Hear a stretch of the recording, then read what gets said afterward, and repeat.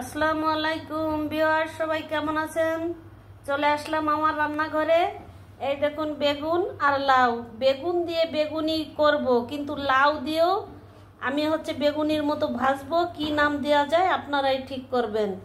সেই জন্য লাগবে আমার লাউ। এই যে লাউয়ের মুখের পাশটা আমি নিয়ে নিয়েছি, আর নিয়েছি একটা বেগুন।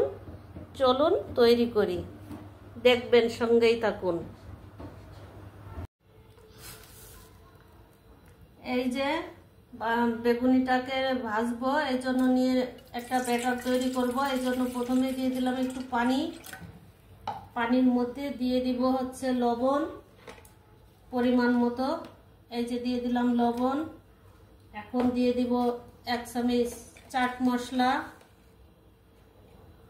এই যে এখন দিয়ে দিব 1/2 চামচ মতন বেকিং সোডা। দিয়ে দিব সামান্য একটু শুকনো মরিচের গুঁড়া। একটু ঝাল ঝাল লাগবে, যেহেতু আমি লাউটা দিয়েছি, চপ তৈরি করবো। এই যে দিয়ে দিলাম একটু শুকনো মরিচের গুঁড়া, আর দিব সামান্য একটু কালারের জন্য কালার। এখন এইটাকে আমি সুন্দরভাবে গুলিয়ে নিব পানিটা। এখন এটার মধ্যে দিয়ে দেব বেসন পরিমাণ মতো, দিয়ে দেব একটু চালের গুঁড়া পরিমাণ মতো। এই যে দিয়ে দিলাম একটু চালের গুঁড়া পরিমাণ মতো, দিব একটু আটা পরিমাণ মতো।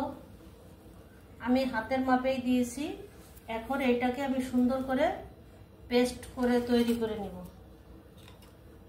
আপনারা কে কোথা থেকে দেখছেন অবশ্যই আমাকে কমেন্টে জানাবেন, তাহলে আপনাদের ধন্যবাদ দিতে পারবো। আসুন নতুন স্বাদের লাউ এর চপ ভাজা কেমন হয় আপনারা দেখবেন। চলে আসলাম ভাজি করতে। এখন এটাকে ভাজি করার জন্য দিয়ে দিব। দিয়ে দিলাম। এখন এটা হালকা আছে ভেজে নেবেন, নাহলে পুড়ে যাবে। আর না জোরে আছে ভাজলে মুচমুচে হবে না,